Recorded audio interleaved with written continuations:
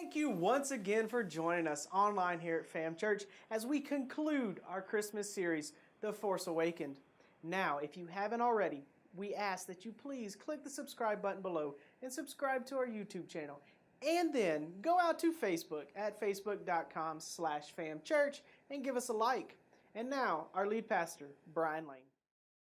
Well, good morning. Welcome to Fam Church. My name is Brian, and I am the lead pastor here. You may be wondering who we are, why we are here. We are here at Fam Church to help lead people of all backgrounds to become fully devoted followers of Jesus. We are here to reach. We are here to disciple. We are here to reach the city of Mulberry and disciple the city of Mulberry. We are glad that you are a part, that you've joined us with this morning. And if you're here for the first time this morning, we're really excited that you're here. If you're in church for the first time or the first time in a long time, we're really excited that you're here with us this morning. Now, if somebody told you that there was going to be Christmas leftovers after service, I've got bad news for you.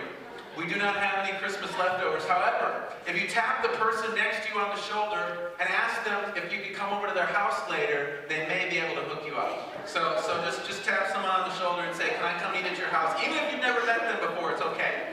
But we're just welcoming you. You've joined us for an amazing week. We're finishing up our series, The Force Awakens, today. The title is not only because of the new Star Wars movie, but also because of the season we are in. We just concluded, anyway, Christmas Day concluded this season called Lent. And Lent. I'm in the wrong holiday. Advent.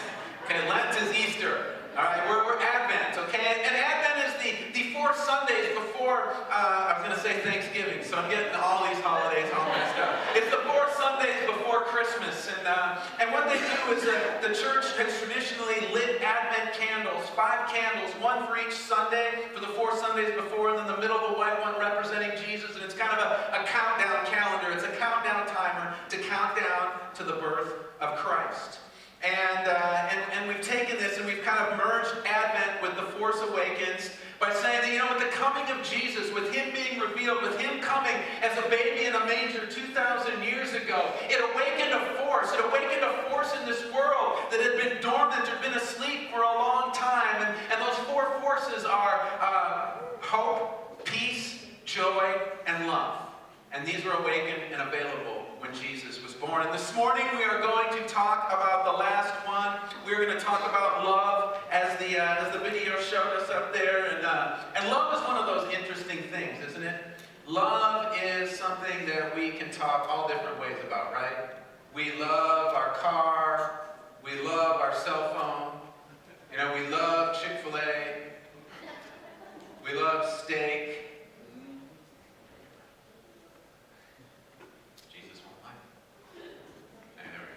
We love all these things, but then we also, not only do we love things, we got these things that we love, our house, our neighborhood, that sort of thing, but there's also people that we love. We love our children. We love our parents. We love our wives. We love our husbands. And so we've got all of these different ways that we talk about love. And each of those loves has a different meaning, right?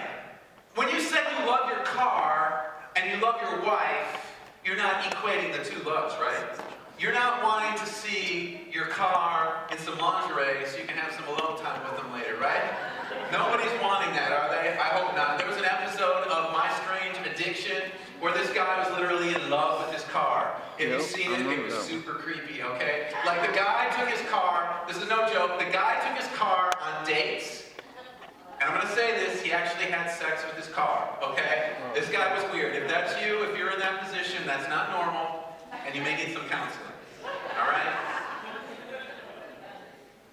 But we're going to talk about this candle of love this morning. And so where are we talking? What are we looking at when we say the word love? Are we talking like love steak? Are we talking like we love our husband or wife? Or is it something completely different? And so to figure that out this morning, we're going to turn to the book of Luke and read about an event in the early ministry of Jesus. It was something that happened as he began his ministry. And what I mean by that, I'm saying the time that he began going through the land of Israel, telling people that he was the Messiah, that he was the one that God sent to redeem people from the grip of sin. Because you see, Jesus was on this earth for 30 years, just kind of doing his thing, hanging out as a person, living his life as a man, before he actually ended up in ministry. And so he was only in ministry actually 3 years. In the 30 years before that, he was just kind of living like a normal person. And so Jesus understands what it's like to live like a normal person because he's been in the same spot that we are. But here's the deal, he's beginning his ministry. This means everybody's starting to know who he is. Word is starting to get out on the streets. People are starting to know that Jesus is doing some crazy things, that there's some miracles going on, that there's all kinds of fun stuff happening in his life. And so this morning we're going to look in Luke chapter 4, verses 14 through 30 this morning. And so if you do not have a Bible, or if the only Luke you know was a punk neighbor that you had to beat up when you were 12 so he'd stop running his mouth, we got you covered. I can't have this microphone here. I'm going to knock it off. We got you covered. We're going to put the words on the screen behind me to follow along. If you don't have a Bible, like Charles said earlier, stop by Fam Connections and we'll get a Bible in your hands before you leave here today. And this is what it says in Luke chapter 4, verses 14 through 30. It says, Jesus returned to Galilee in the power of the Spirit, and news about him spread throughout the whole countryside. He was teaching in their synagogues, and everyone praised him. He went to Nazareth, where he had been brought up, and on the Sabbath day he went into the synagogue, as was his custom. He stood up to read, and the scroll of the prophet Isaiah was handed to him. Unrolling it, he found the place where it is written, "The Spirit of the Lord is upon me, because he has anointed me to proclaim good news to the poor. He has sent me to proclaim freedom for the prisoners and recovery of sight for the blind, to set the oppressed free, and to proclaim the year of the Lord's favor." Then he rolled up the scroll, gave it back to the attendant, and sat down. The eyes of everyone in the synagogue were fastened on him. He began by saying to them, "Today this scripture is fulfilled in your hearing."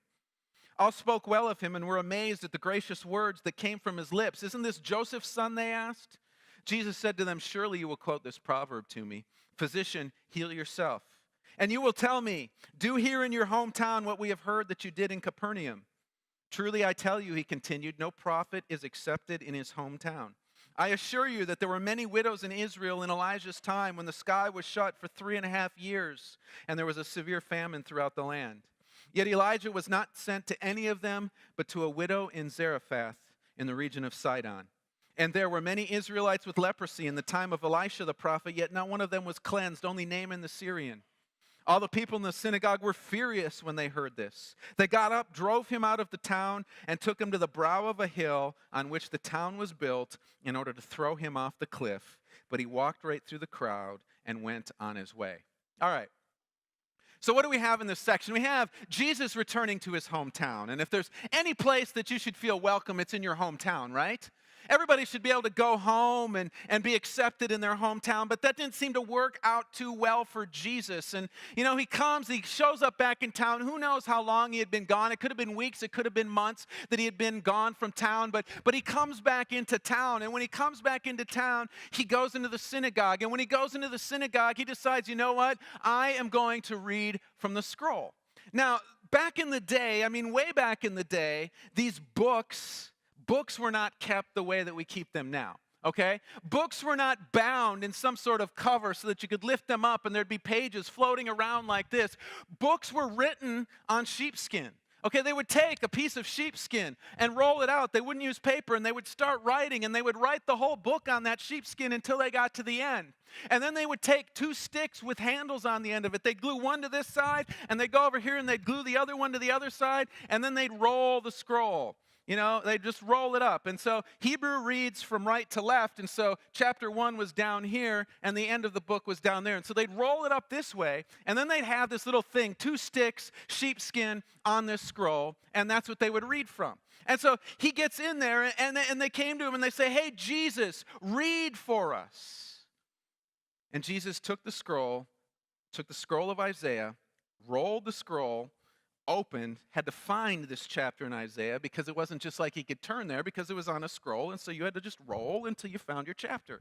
And then he was asked to do the reading of the gathering in the synagogue for the scrolls. And so The question becomes, why were the Jews okay with Jesus reading from the scroll? Because you couldn't just walk into a synagogue and say, hey, I want to read from the scroll. Can you give me 5 minutes to read from the scroll? The only people that were allowed to take and read from the scrolls were people who actually had training. You had to have actually spent some time studying under a rabbi and knowing the scriptures before they would let you read. And Jesus, he had not spent any time with any sort of rabbi studying and being prepared. And so my question that goes through my mind is, why would they let him come in and read the scroll? Well, the deal was this. They thought he was a new prophet. They thought he was like one of the Old Testament prophets. And if you don't know what the Old Testament prophets, a lot of the books back in the Old Testament, Isaiah, this book he's reading from, that Jesus read from here with the Spirit of the Lord is upon me, that is just a guy in the Old Testament who God spoke through. And so they thought Jesus was another one of these guys. And so he didn't have any training. They'd heard the stories, okay? They'd heard the stories of Jesus out in the countryside going and praying for people and them sick standing up. And they'd heard stories of Jesus praying for those who had demons and the demons coming out. And they'd heard stories of Jesus speaking the word of God with power and authority like they'd never heard before. And so they said to themselves, God must be doing something in this man. And so they said, all right, go ahead and read. And actually the town was pretty excited to hear from Jesus. They were kind of excited. You know, it was like a bunch of teenage girls waiting for One Direction to come on stage. Or it could have been like the media waiting for the name of Kanye and Kim's new baby. You know, if you don't know this, they named their kid Saint. So now they've got a Saint West and a Northwest. I always feel bad for celebrity kids because they always get such jacked up names. I mean, Saint and I don't know. Anyways, back to Jesus. But he read from the scroll, but it didn't impress his hometown. As a matter of fact, by the time he got done with all of this, they were pretty ticked off at him. And some of you have probably burned some bridges in this room before in your life. You've maybe made some people mad, but I don't think any of us have been brought to the edge of the cliff, people picking us up, getting ready to throw us off the cliff. But what's crazier is that he didn't even do anything. He just got there and he read this and he said, this is fulfilled in your hearing, and they were so mad. I mean, he just read a little Bible to them, and so it got really intense. And I mean, thinking about it, it just kind of is crazy. What was so intense? I mean, we could walk in here. I could have somebody walk in the room and just say something and get some intense conversations going, right? And you maybe want to kill so like if I had somebody walk in the room and just stand on the stage and say, okay, open mic time. What do you think of Donald Trump? Okay, I have a feeling we would have some intense conversations. People would be for Donald Trump and people would be against Donald Trump. Those for him would be really intense about it. Those against him would be really intense. And there'd maybe be a fight. Nobody's getting thrown off the roof, though, probably, right? You know, I mean, we get intense reactions. I mean, we could also, I could walk into this room and I say, I just got a phone call saying that Syrian refugees are going to be settled in your neighborhood. That would get an intense reaction, right? I don't think too many people would be too excited about that. I mean, I don't know what gets an intense reaction out of me, but one thing that did recently where I was ready to throw some people off of a cliff was health insurance. Let me tell you, that Affordable Care Act, the title of it is a lie, okay? I'm not going to, we had health insurance through Dana's job, and I had to go, Dana's new job doesn't give it to spouses, and so I had to go find insurance, and when I'd had insurance before, it was reasonable. It was like $160, $170 a month, and I was like, okay. Well, I start looking around, it's over $400. I'm like, why is it over $400? I go to the doctor like once a year. I mean, I'm an insurance company's greatest gift because I see the doctor for my physical at the beginning of the year and then I'm never back there. And so I'm like, why is it so expensive? So I called an insurance agent. I said, hey, I don't understand this. Why are these prices coming in so high? And she says to me with a straight face, well, it's because you're healthy. And I said, well, why does that make mine higher? And she said, well, because you have to pay for those who aren't healthy. And I sat there and, you know, I feel bad for people whose health is not the greatest and they have higher insurance, but why do I have to pay for that? I mean, why? I didn't get it. And so I was really ticked because I got sticker shock with my insurance and I was ready to drive up and find anyone who voted for this bill and throw them off of a cliff because it was so expensive.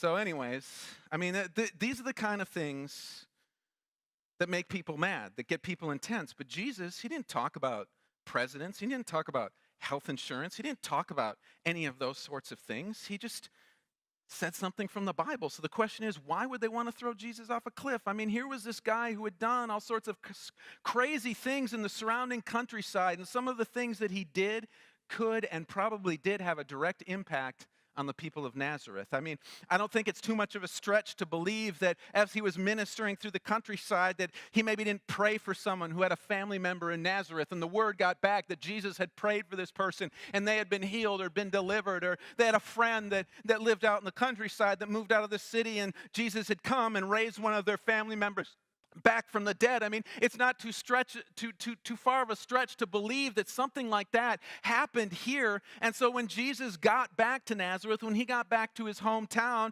I mean, there shouldn't have been anger towards him. It should have been excitement for him. My friend was prayed for and he was healed. My sister was prayed for and she was delivered. My mother was whatever, but these people just got really mad. And I think the reason that they got really mad was because in his words, he was telling them that things were going to change. And when we hear the word change, we don't like those words, do we? We just don't like change. I mean, the events that have been happening in our country over the last 15 years, I think why there has been so much backlash against the things that have been going on in our country is because we thought the America that was there 40 and 50 years ago was going to be the America that always is, and nothing was ever going to change. And see, when things changed, when how we educate our children changed, when how we did all of our life changed, people didn't like it. It made people mad. And what changed for people, what made people mad here in this story, was that Jesus was proposing a change for them in how they related to God. Probably saying, well, how do I see that in the text? Well, before I show you that, let me define what love towards God looked like to the Jews at the time, okay? At the time, how love was expressed was through the things that people did for God. See, love was when you went to your sheep pen and you picked out the best sheep out of your flock, and you brought it to Jerusalem and sacrificed it. Love was when you kept a pocket 10 commandment list in your back pocket, or a pocket of the laws, and you pulled out all of the Jewish laws, and every single day you went through the list and you marked off all of the things that you did do and all of the things that you didn't do that made you right with God. Love was shown in living out the principle of an eye for an eye and a tooth for a tooth. See, love was shown in knowing that if somebody was sinful, you were going to stay as far away from them as you possibly could. I mean, that's the story that we have a little bit further in the book of Luke, in Luke chapter 10 of the Good Samaritan. Some of you have heard of that story. Some of you maybe haven't, but it was there was this guy, this sinful dude who fell on the road dead, and everybody who came along, who passed them, in order to protect their own holiness, in order to protect their relationship with God, they walked around the man and didn't help him. See, that was showing love towards God back then. Is making sure you do everything that you can to be holy. You have your lists, you have your things, and you're holy and you're doing holy, and nobody's going to affect your holy. But Jesus is saying, you know what? It's changing now. It's changing. You see, love was now going to be defined by what God did for us. See, love was now going to be defined by the Spirit of God coming and preaching the good news to the poor. Love was going to now be defined by freedom being proclaimed to the prisoners. Love was going to be defined by people being healed and those that are oppressed being set free, because now the favor of the Lord was here. You may be wondering, well, what's the difference? See, the difference is in the previous setup we talked about, where we did all of the stuff, where the love was centered on us and what we did, and we are focused on ourselves at that point, and it becomes a very self-centered and self-focused religion, and it leads to a very inflated view of ourself. See, we start to think that I'm doing the list. I got the list. I checked off all the spots on the list. So I am good with God. There's nothing wrong with me. Nothing can get in there because I am doing God right. I am loving God right. But here's Jesus saying, look, your view of yourself is inaccurate. He told them they were not as great as they thought they were. He was telling them that loving God does not look like how they were practicing it. See, and this is the point of him talking about Elijah, the drought, and the widow here in this passage. And the events mentioned there, they start in 1 Kings 17 in the Old Testament, and we don't have time to go and read through that whole story, but if you'd like to read through it later, I invite you to turn to 1 Kings, the Old Testament. You can read starting in 1 Kings 17, but here's what happened. See, a drought had come on the land of Israel. There was a drought because of the sin of the people. Okay, there was a drought, and people, the crops were all dead. It was hard to grow food. People were dying by the tens of hundreds all over the place. It was a tough place. It was a rough land to be in. And the people were looking around trying to figure out what the problem was. You know what they concluded the problem was? Elijah. If we just killed this prophet, then everything would be okay. But see, the problem with them was them. See, their hearts were hard. Their hearts thought they were doing God right and they had it all right. And so it didn't make sense that all of this crazy stuff, this drought, this situation was happening. And Jesus is saying here, you want to know what? You've got this widow here in Elijah's time. You want to know why the reason that she was saved out of everybody else in the land? Because she was the only one who looked at herself and said, you know what, God, I can't do this. Me and my son, we are going to die. And so I need to turn to you. I need to trust in you. I need to have faith in you, in what you say and what you do and what you want me to do. Instead of trying to prove my love to you by doing all of these things, following the law more intensely, offering a greater sacrifice, she said, you know what, I'm just going to go to God and say, God, I can't do anything. And she went to God and she said, there's nothing greater I can do or be. I need you to do it for me. See, and in that event, the people of Jesus' hometown got the message. They heard what Jesus was saying. They heard that Jesus was saying, listen, the Spirit of God is coming down. The Spirit of God is now moving and working. The force has been awakened of love in this world, and it's going to look different now. No longer is it going to be the way that it's always been. I'm changing the definition of love. It's a love that's not about what you do, but instead it's about Jesus' ability to bring the good news. It's about Jesus' ability to bring freedom in our lives to the things that are holding us in prison. And that's the challenge right there. Is because we'll look at this and we'll say, in prison, I'm not in prison. I'm all good. You know, we'll look at our life and we'll fan through our sins and we'll say, let's see. I'm not killing anyone, not stealing anything, not having an affair. I'm good. You know what? I'm good. You know, there's no sin in me.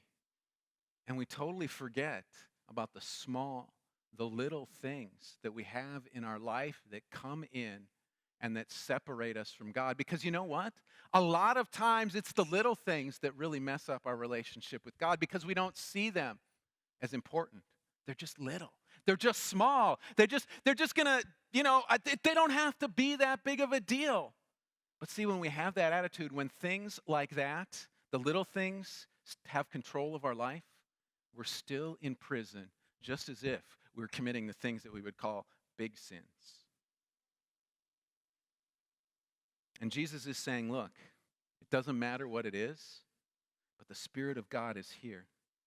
He's here to bring freedom to the prisoners. He's here to bring healing to those who are blind. He's here to set the oppressed free. Through his love, it's not about the list of the things that we do and don't do.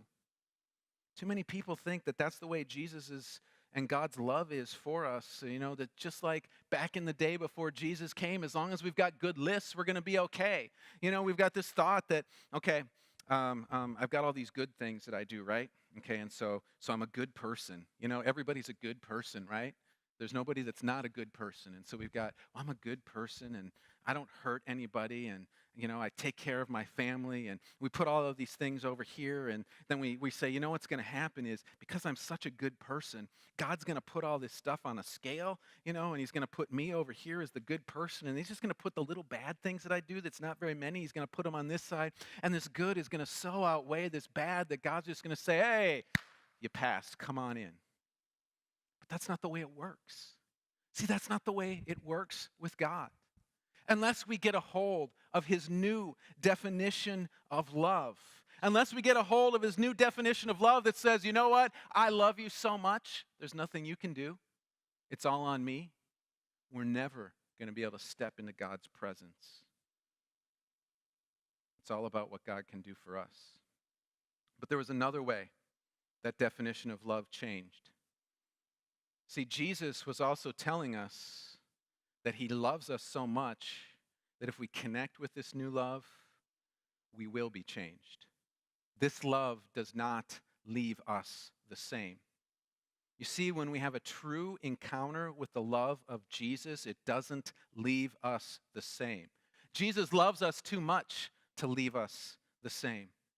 We've bought into a lie in our society that says if you love someone, you're just going to let them be who they are, and you're not going to say anything to them about anything that's in their life, because that's what love is. It's just being all gushy and mushy and just being okay with everything.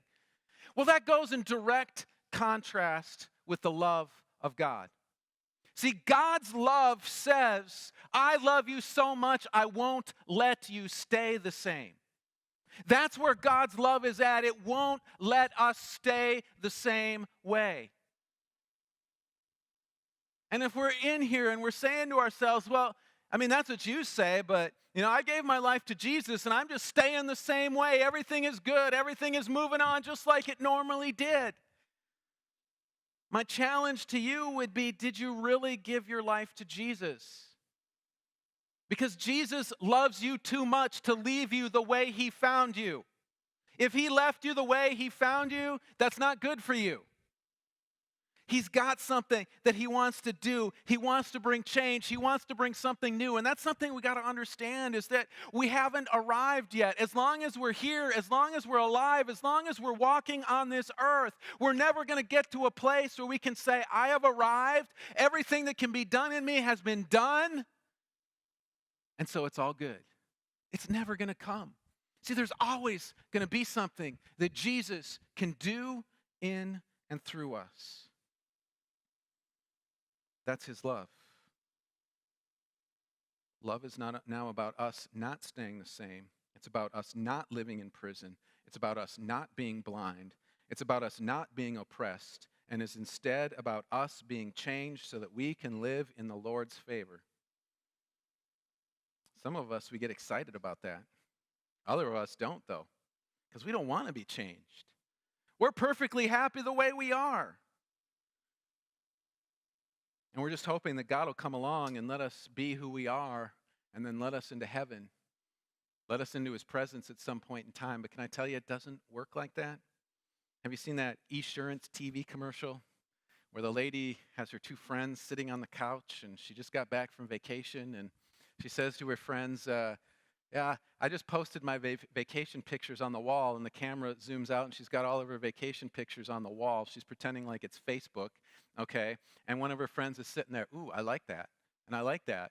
And the other lady just looks at her and goes, that's not how this works. That's not how any of this works. That's the story with Jesus' love. The only way that the love of Jesus will work in our lives is if it doesn't leave us the same. It will not work any other way. It will not work any other way. And so, Joe, if you could come on back up. We're sitting here on the edge of a new year, and we're talking about love that changes us. And, maybe you're saying to yourself, man, I need something to change me because it doesn't seem like anything else is. Maybe it's because we haven't allowed this force of love that was awakened at the coming of Jesus to be awakened in our life and to change us the way he wants to change us. I really hope you enjoyed that last message from our Christmas series, The Force Awakened. If you did, please click the like button below and let us know. And if you have any questions about us here at Fam Church, you can go out to myfamchurch.com and all of your questions will be answered. So from us here at Fam Church to you out there in the internet land, Merry Christmas to you. Have a safe and happy holidays, and we will see you next time.